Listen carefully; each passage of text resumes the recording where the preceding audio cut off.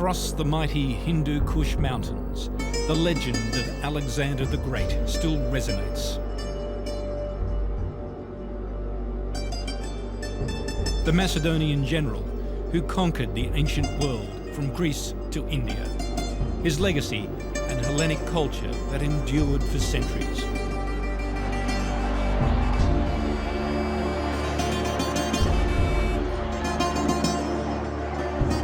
Today, in the Pakistan frontier town of Peshawar, a journey to the bazaar reveals alluring fragments of that lost world. Assalamu alaikum. Behind the usual bric-a-brac of the stalls is a thriving black market of drugs, guns and plundered antiquities. Yes, this is Menander views. So how much for this coin? This is 10,000 rupees. 10,000 rupees, yeah. What's that in US dollars? It's about 180. The dealers, knowing an amateur when they see one, 10,000. offer up ancient Greek coins of dubious origin. Yeah. It's a real thing? Yeah. It's not a copy? Not a copy, it's real. It will be easy to prove whether this coin is fake or real, but far more difficult to establish is a claim from a small community in a remote corner of Pakistan that they are the direct descendants of Alexander's armies. A living link stretching back more than 2,300 years to the world of ancient Greece.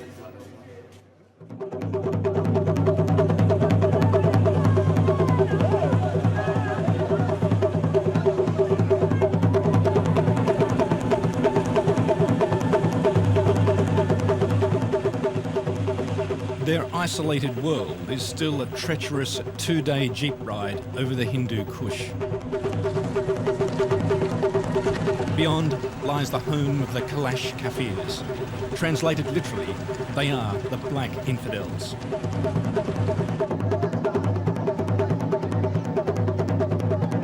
The Kalash are welcoming the spring with the Joshi festival. They're animists, nature worshippers, and their refusal to convert to Islam has seen them marginalised over the centuries.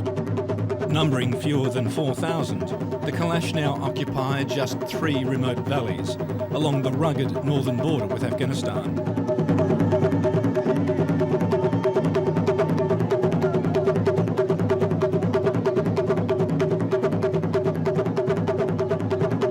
The exact origins of their ancient culture are shrouded in mystery, but Kalash schoolteacher Anis Umar believes he knows the answer. I think that these people are descendants of the Alexander the Great, because I found a similarity in Greece. The ancient Greek culture was similar Kalasha people.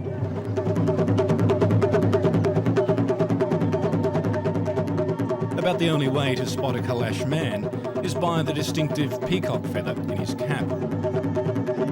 But the women still proudly insist on wearing their traditional black outfits every day of the year.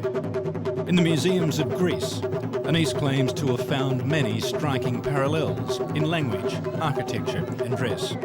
The dresses, the women dresses, there are many museums, so I found there like these dresses.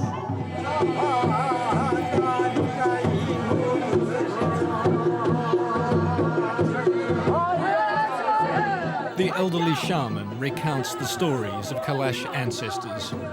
This is a purely oral culture. There's no written history. They believe in an ancient spiritual home called Siam, interpreted by many historians as being the base of one of Alexander's generals in what is now modern-day Syria.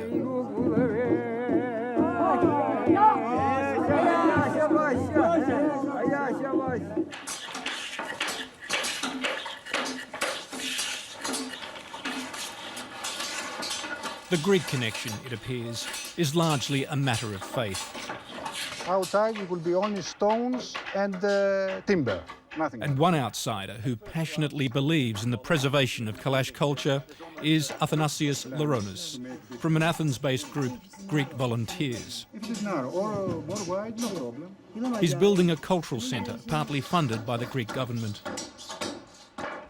At first glance, this all appears very, very Greek to me.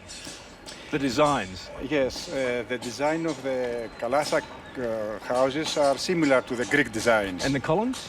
And the capitals of the columns are Ionic style, but also it's Kalasha style. When finished, the centre will dominate the Kalash village of Bumbaret, a school, museum and medical clinic all rolled into one. Prominently displayed is the Star of Vagina, Alexander the Great's family crest, a controversial symbol which the modern nations of Greece and Macedonia now both claim as their own. It looks like a Macedonian star. All the rodakes, these round designs of the Kalash, all of them I have seen it in the Greek museums. All of them. Athanasius won't buy into the historical debate on the origins of the Kalash, I didn't see but there's no doubt where his heart lies. Their dances, their music, their clothes. In their language, there are also some Greek words in it. There are many points that show us that maybe in the past these people have a connection with the Greeks. Yeah, this is the wine. Yeah, local wine, red wine, yeah. Another similarity with Greeks is the Kalash love of wine. Din Mohammed shares the name of the Prophet, but he's no Muslim. Cheers. Cheers. Wow, Kalasha wine.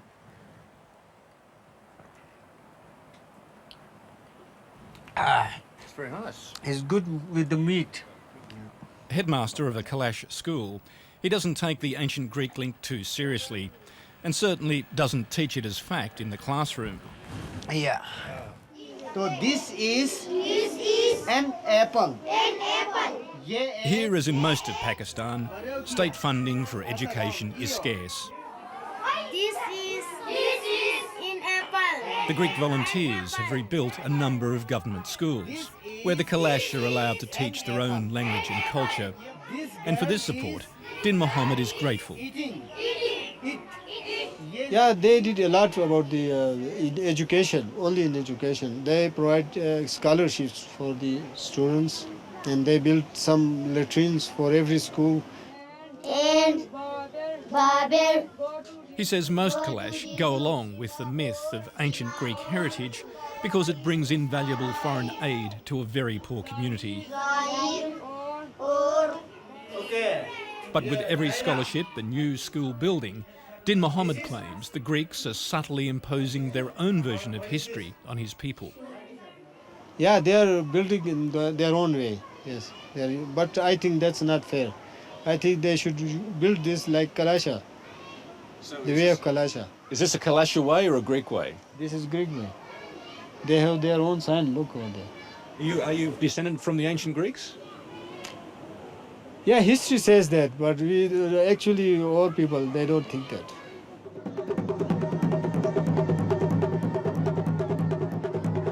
Their passion for dancing, wine and the mingling of the sexes draws many Pakistani Muslims to the festival, curious to see this cultural anomaly in what is an Islamic state. But not all Muslims are so tolerant.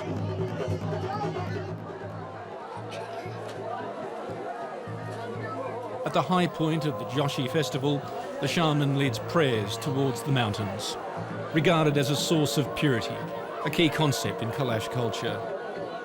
While below, a provocative sermon booms across the valley.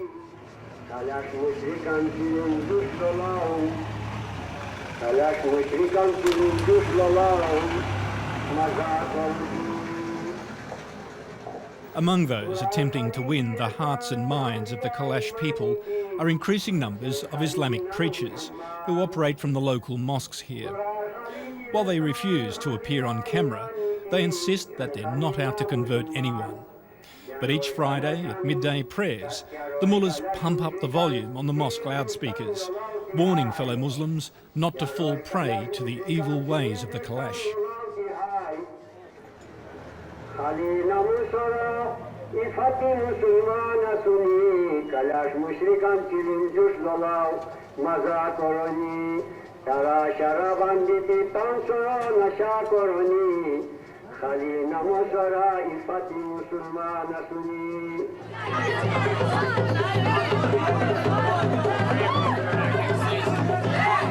Many Kalash are now heeding the call of the mullahs.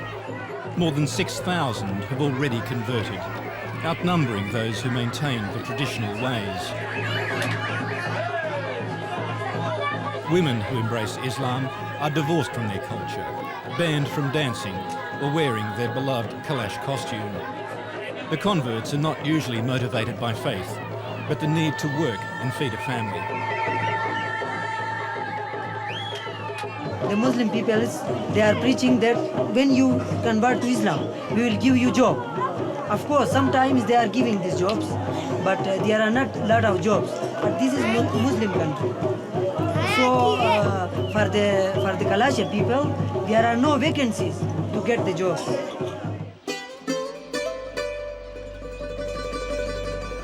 On first impression, this is an idyllic rural existence. But the traditional Kalash dependence on subsistence farming means it's a life often lived in borderline poverty.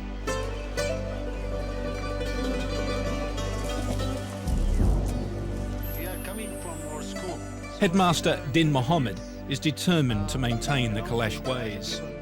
As one of the lucky few in full-time employment, he can afford to.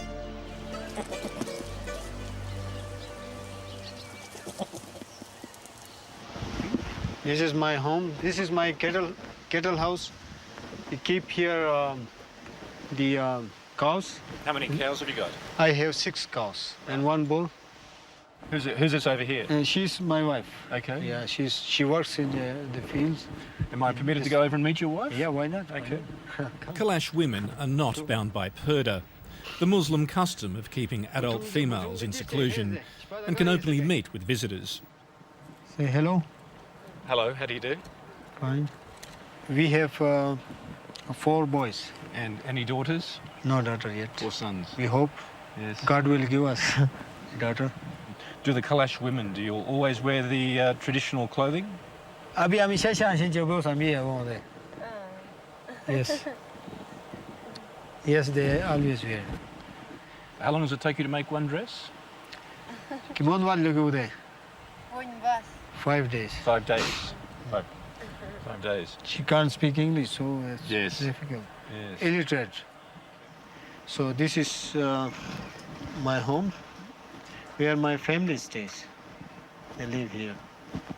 Inside. Inside is another member of the extended family whom we can't greet. Hello. Yeah, this is my sister, Yes. and she converts Muslim. Have you ever been tempted to convert to Islam? No one. Would life be easier for you if you did? No, I like Kalasha, to be a Kalasha. Over another round of drinks with his family, Din Mohammed explains that maintaining expensive Kalash traditions, such as feasts, is too much for many to bear. Enjoy with Kalasha wine. He says his sister regrets converting, but there's no coming back. The increasingly strident Islamic fundamentalists would make sure of that. She can't become Kalash again. If she comes a Kalash, then the Muslims will kill him or her. They don't allow. They'll kill them if they try coming Yeah, to yeah. Kalash. It's very bad.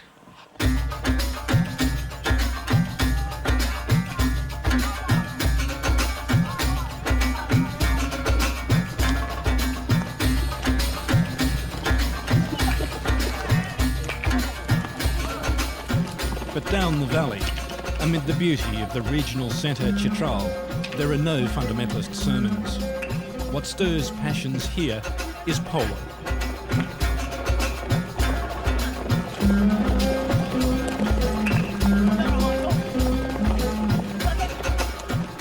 This is where it started. This is where the game was born, and then it was taken by the British to other places of the world, modified. Siraj ul-Mulk is a descendant of Chitral's Muslim royal family, once the absolute rulers of this region. Our family's been here for over 700 years. I don't know since when they've been playing polo, but they've been on the scenes in Chitral for that long, maybe more. The Kalash, in fact, were here even before our family came here. They were the original inhabitants of Chitral.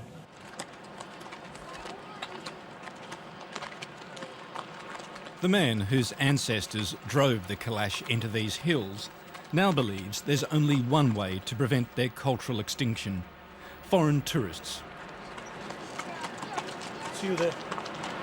He's hosting a United Nations conference on sustainable tourism and organises an expedition for the Saddle Sore delegates up to the Kalash mountain valleys. They wanted to present you some gowns to help welcoming you. But Siraj is motivated by more than noblesse oblige. He owns a big hotel in Chitral and has a vested interest in making tourism work. So it's not the problem of how many tourists come, it's the quality of the tourists come and the amount of money that they give into the pockets of the local people. That's what is the thing about.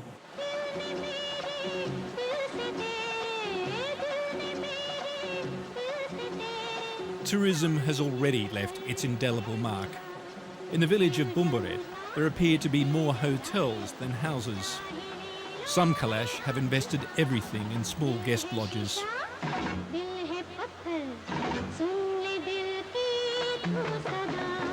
But the tourist boom hasn't happened. Post-September 11, few foreigners venture to Pakistan. And those who do stay at big hotels owned by Pakistani Muslims. A fact deeply resented by Kalash activist and lodge owner Saifullah Jan. Most of the hotels has been built by the people who come from other cities, like from Peshawar, from Lahore, from Karachi. They have no rights to come here and to take the business of these people. But we have to improve the hotels, we have to improve the accommodation. Athanasius Laronis of the Greek Volunteers says nothing at the meeting. Development versus cultural identity is an old debate he's heard many times before in his native Greece. July and August, when most of them come. I have the experience of tourism. Tourism destroys our culture. Of course, tourism gives us money, but little by little, the Greek culture is finished because of the tourism. If this happens here, also the Kalasha tradition will be finished.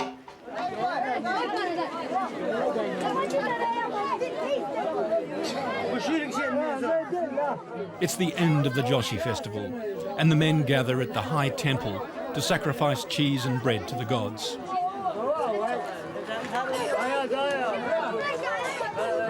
Many Kalash now pray that tourism will be their saviour, with the romantic yet unproven link to the ancient Greeks bringing in the foreign dollars.